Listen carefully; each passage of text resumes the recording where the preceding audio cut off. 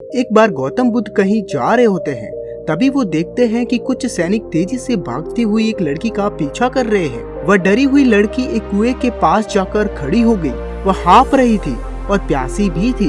बुद्ध ने उस बालिका को अपने पास बुलाया और कहा कि वह उसके लिए कुएं से पानी निकाले और स्वयं भी पिए और उन्हें भी पिलाए। इतनी देरी में वहाँ पे सैनिक पहुँच गए। बुद्ध ने उन सैनिकों को हाथ से संकेत देते हुए रुकने को कहा। उनकी बात पर वह डरी हुई लड़की बोलती है, महाराज मैं अछूत कन्या हूँ, मेरी कुएं से पानी निकालने पर जल दूषित हो जाएगा। बुद्ध ने उसे फिर से कहा, पुत्री बहुत ही जोर की प्यास लगी है, पहले तुम पानी पिलाओ। इतने में वहाँ के राजा भी पहुँच गए। उन्होंने बुद्ध को नमन किया और सोने के बर्तन में केवड़े और गुलाब का सुगंधित पानी पेश किया। बुद्ध ने उसे लेने से इनकार कर दिया। बुद्ध ने एक बार फिर बालिका से अपनी बात कही। इस पर बालिका ने साहस बटोरकर कुएं से पानी निकालकर स्वयं भी पिया और गौतम बुद्ध को भी पिलाया। पानी पीने के बाद बुद्ध ने बालिका से भय का कारण पूछा। मुझे संजोग से राजा के दरबार में गाना गाने का अवसर मिला था। राजा ने मेरा गीत सुनकर मुझे अपने गले की माला पुरस्कार में दी, लेकिन राजा को किसी ने बताया कि मैं अछूत कन्या हूँ और ये जानते ही उन्होंने अपने सिपाहियों को मुझे कैद खाने में डालने का आदेश दे दिया। मैं किसी तरह से उनसे बचकर यहाँ तक पहुँची हूँ। इस पर बुद्ध ने कहा, सुनो राजन, ये कन्या अछूत नहीं है, आप अछूत हो। जिस बालिका के मधुर कंठ से निकले गीत का आपने आनंद उठाया और उसे पुरस्कार दिया, वह अछूत हो ही नहीं सकती। गौतम बुद्ध के सामने वह राजा बहुत ही लज्जित और शर्म से अपने मुंह को नीचे की तरफ कर लिया। उस लड़की को गौतम बुद्ध ने छोड़ने का आदेश दिया। एक बार महात्मा बुद्ध किसी गांव में गए। वहां पे एक स्त्री ने उनसे पूछा कि आप तो किसी राजकुमार की तरह दिखते हैं, आपने ये साधुओं के वस्त्र क्यों धारण किया हुआ है? बुद्ध ने उत्तर दिया कि मैंने 3 प्रश्नों के हल को ढूंढने के लिए संन्यास लिया है। बुद्ध ने कहा, हमारा शरीर युवा और आकर्षक है, लेकिन वृद्ध होता है, फिर बीमार होता है और अंत में ये मृत्यु को प्राप्त हो जाएगा। मुझे वृद्धावस्था, बीमारी, मृत्यु के कारण का ज्ञान प्राप्त करना है। बुद्ध की बातें सुनकर स्त्री बहुत ही प्रभावित हो गई और उसने गौतम बुद्ध को भोजन के लिए आमंत्रित किया। गौतम बुद्ध ने उस स्त्री के पास बहुत ही आनंद पूर्वक तरीके से वहाँ पे भोजन को ग्रहण किया। जैसे ही ये बात गांव के सभी लोगों को मालूम हुई तो सभी ने गौतम बुद्ध से कहा कि वे उस स्त्री के यहाँ ना जाए, क्योंकि वह स्त्री चरित्रहीन है। बुद्ध ने गांव के सरपंच से पूछा कि क्या ये बात सही है? सरपंच ने भी गांव के लोगों की बातों में सहमति जताई। तब बुद्ध ने सरपंच के एक हाथ को पकड़कर कहा कि अब ताली बजा कर दिखाओ। इस पर सरपंच ने कहा कि ये तो असंभव है, एक हाथ से ताली नहीं बज सकती। बुद्ध ने कहा कि ठीक इसी प्रकार से कोई भी स्त्री अकेले ही चरित्रहीन नहीं हो सकती। यदि इस गांव के पुरुष चरित्रहीन नहीं होते तो वह स्त्री भी चरित्रहीन नहीं होती।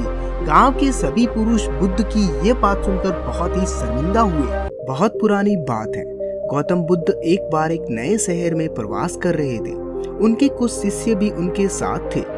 उनके शिष्य एक दिन शहर में घूमने को निकले तो उस शहर के लोगों ने उन्हें बहुत ही भला बुरा कहा। शिष्यों को ये सब सुनकर बहुत ही बुरा लगा और वे वापस गौतम बुद्ध के पास में लौट गए। गौतम बुद्ध ने जब देखा कि उनके सभी शिष्य बहुत ही क्रोधित दिख रहे हैं तो उन्होंने पूछा, क्या बात है, आप इतने तनाव में क्यों दिख रहे हो?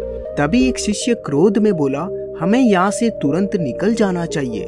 जब हम बाहर शहर में घूमने गए तो यहाँ के लोगों ने बिना वजह हमें बहुत ही भला बुरा कहा। जहाँ हमारा सम्मान ना हो वहाँ हमें एक पल भी नहीं रुकना चाहिए। यहाँ के लोग सिर्फ दुर्व्यवहार के सिवा कुछ जानते ही नहीं। गौतम बुद्ध ने मुस्कुराते हुए कहा, क्या किसी और जगह पर तुम सद्व्यवहार की अपेक्षा रखते हो? दूसरे शिष्य ने बोला कि दूसरे शहर में इस शहर से तो भले लोग अवश्य ही होंगे। तब गौतम बुद्ध बोले कि किसी जगह को सिर्फ इसलिए छोड़ देना गलत होगा कि वहाँ के लोग दुर्व्यवहार करते हैं। हम तो संत हैं, हमें कुछ ऐसा करना चाहिए कि जिस स्थान पर भी जाए उस स्थान को तब तक न छोड़े जब तक अपनी अच्छाइयों से वहाँ के लोगों को सुधार ना दे। हम जिस भी स्थान पर जाए वहाँ के लोगों का कुछ न कुछ भला करके ही वापस लौटे। हमारे अच्छे व्यवहार के बाद वह कब तक बुरा व्यवहार करेंगे? आखिर में उन्हें सुधरना ही पड़ेगा। वास्तविकता में संतों का कार्य तो ऐसे लोगों को सुधारना ही होता है। सही चुनौती वो है जब हम विपरीत परिस्थितियों में खुद को साबित कर सके। ये बातें सुनकर बुद्ध के प्रिय शिष्य आनंद ने पूछा कि उत्तम व्यक्ति किसे कहते हैं? इस पर गौतम बुद्ध ने जवाब दिया कि जिस प्रकार युद्ध में बढ़ता हुआ हाथी चारों तरफ के तीर सहते हुए आगे बढ़ता जाता है, ठीक उसी तरह उत्तम व्यक्ति भी दूसरों के अपशब्दों को सुनते हुए अपना कार्य करता रहता है। खुद को वश में करने वाला प्राणी से उत्तम और कोई नहीं हो सकता। गौतम बुद्ध की बात शिष्यों को अच्छी तरह से समझ में आ गई और उन्होंने वहां से जाने का इरादा त्याग दिया। गरीब लड़का और भगवान बुद्ध। एक गरीब लड़का था। वह हर रोज कहीं न कहीं से खाना इकट्ठा करता था और हर रोज उसका खाना गायब हो जाता था। एक दिन उसे पता चला कि एक चूहा उसका खाना चुराता है, तो उसने उस चूहे को पकड़ लिया और कहा कि तू हर रोज मेरा खाना क्यों चुराता है?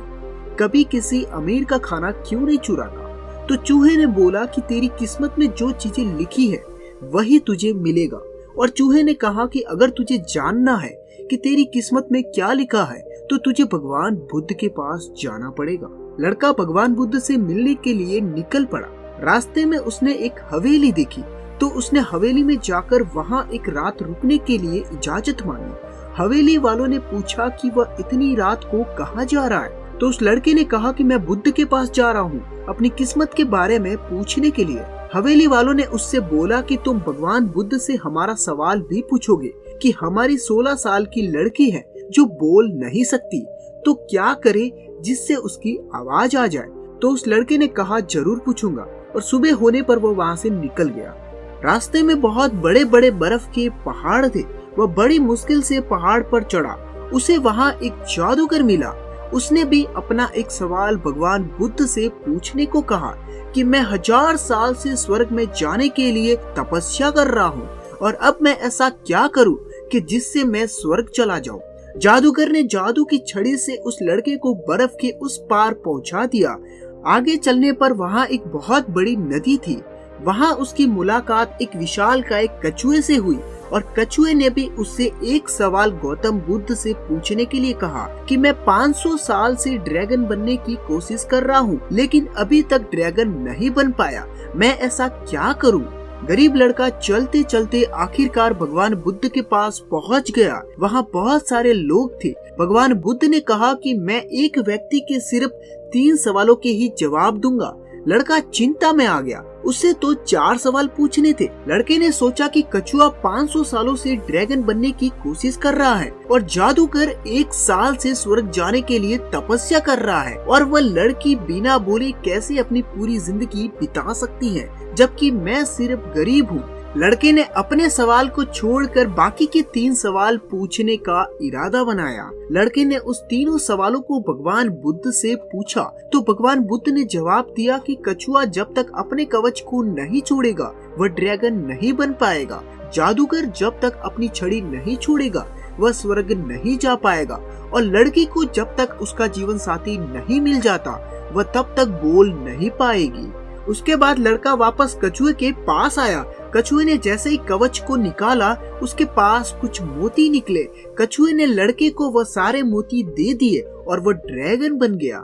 फिर वह लड़का जादूगर के पास गया और जादूगर ने जैसे ही अपनी छड़ी को लड़के को दे दी वह स्वर्ग में चला गया। उसके बाद वह लड़का उसी हवेली में गया और उस हवेली में वह लड़की अचानक उसके सामने आई और बोलने लगी कि उस रात हमारी हवेली पर तुम ही आए थे ना।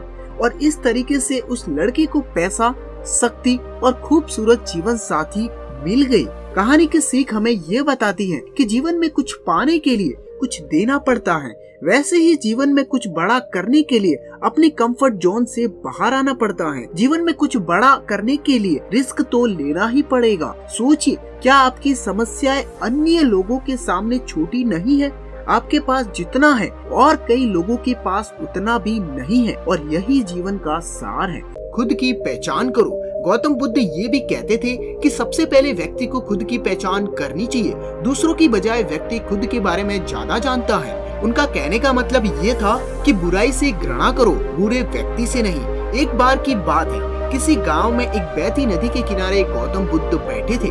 किनारों पर पत्थरों की भरमार थी, पर छोटी सी वह नदी अपनी तरल धारा के कारण आगे बढ़ती जा रही थी।